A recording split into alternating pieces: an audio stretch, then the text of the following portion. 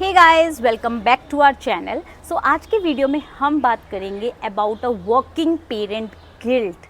जी हाँ गाइस, मैं बहुत सारे मदर्स से मिलती हूँ, वर्किंग मदर्स से स्पेसिफिकली मिलती हूँ, कलीग से मिलती हूँ, को वर्कर्स को देखती हूँ। तो कहीं ना कहीं जो मुझे नज़र आता है वो ये कि एज अ वर्किंग पेरेंट हम लोगों में एक छोटा सा गिल्ट होता है कि हम अपने बच्चे को पीछे छोड़ के आए हैं, शायद हम उसके साथ अच्छे से पेरेंटिंग अपना फॉलो नहीं कर पा रहे हैं।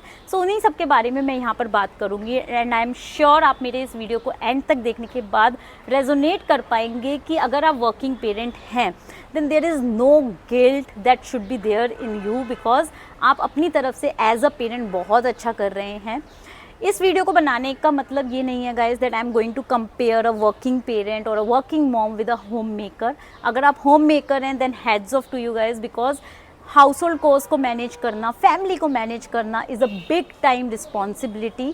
सो there is no comparison between both of the parameters. लेकिन इस वीडियो में मैं इसलिए शेयर कर रही हूँ because I am also working mom and I have seen a lot कि किस तरह से मदर्स को एक गिल्ट हमेशा रहता है कि शायद वो अपने बच्चे को एक अच्छी परवरिश नहीं दे पा रही हैं।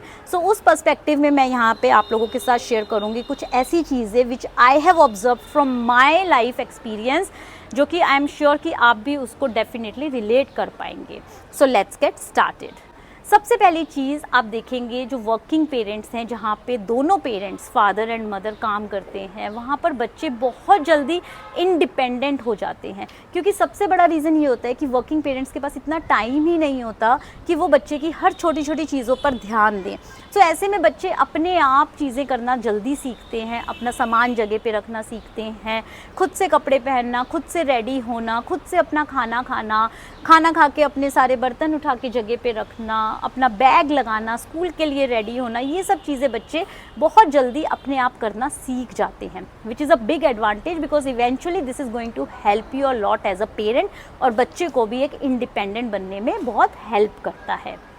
Second benefit out of this is कि बच्चा जब देखता है that mother and father both are working, बच्चे को भी कहीं ना कहीं वो एक रिस्पेक्टफुल बिहेवियर उनके नेचर में आप देखेंगे। इट इज़ नॉट लाइक कि फादर ही सिर्फ जा रहे हैं and they are taking care of the finances and mother is taking care of all the household chores. बच्चा देखता है कि मम्मा और पापा दोनों मिल के फाइनेंसेस को मैनेज कर रहे हैं, दोनों मिल के इतना हार्ड वर्क कर रहे हैं। तो वो माइंडसेट बच्चे में नहीं रहता कि मम्मा ही सिर्फ घर का काम करेंगी, बिकॉज वो ये देख के बड़ा हुआ है कि दिस इज़ द फैमिली जहाँ पर मम्मा पापा मिल के काम भी करते हैं, फाइनेंसेस भी मिल के मैनेज करते हैं एंड इवन घर के भी सारे काम आपस में मिल के मैनेज करते हैं। सो बच्चे में भी एक इस तरह का रिस्पेक्ट आता है अमंगस्ट ईच अदर, और जेंडर इक्वालिटी जो है वो बच्चे के अंदर from a very early age inbuilt हो जाती है।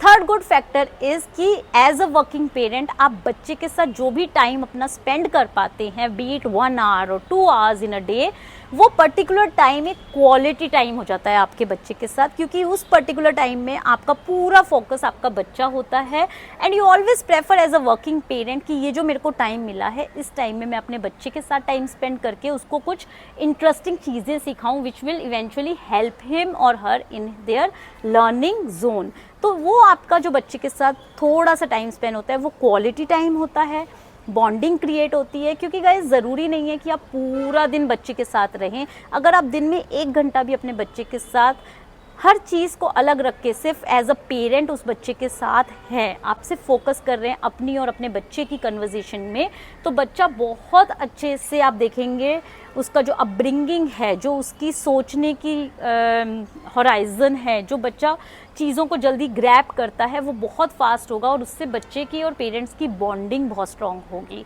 सो this time that you are sharing with your child after your working hours या ऑफिस जाने से पहले जो आप टाइम शेयर करते हैं, that becomes your quality time with your child.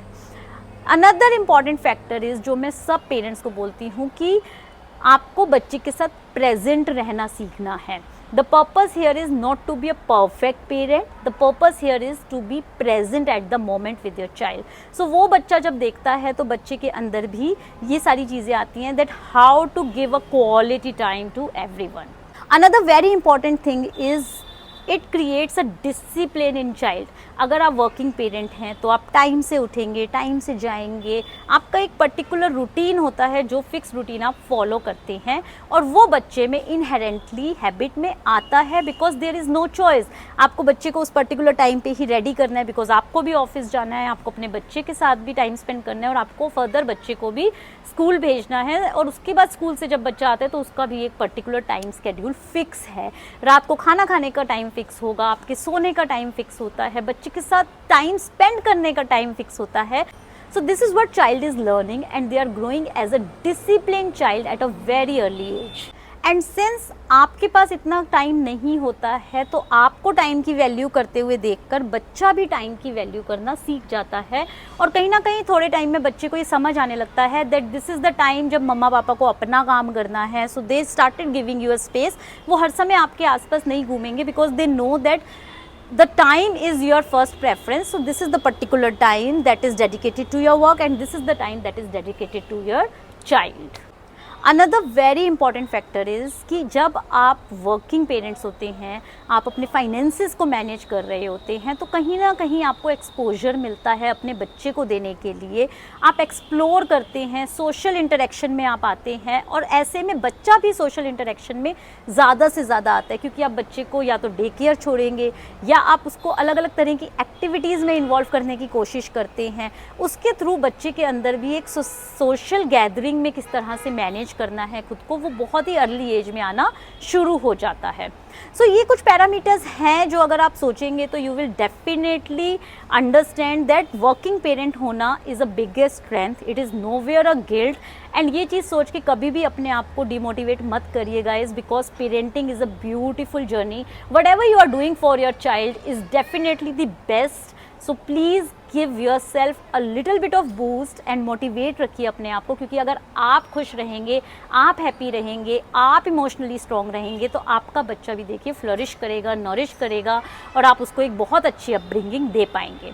And I hope if you are a working parent तो आप भी मेरी इन सब बातों से एग्री करेंगे। मुझे कमेंट बॉक्स में अपना कमेंट ज़रूर भेजिएगा। वीडियो पसंद आया तो लाइक कीजिएगा, सभी वर्किंग पेरेंट्स के साथ इसको शेयर कीजिएगा। फिर मिलूंगी आपसे, till then please take good care and have a great time. Bye bye.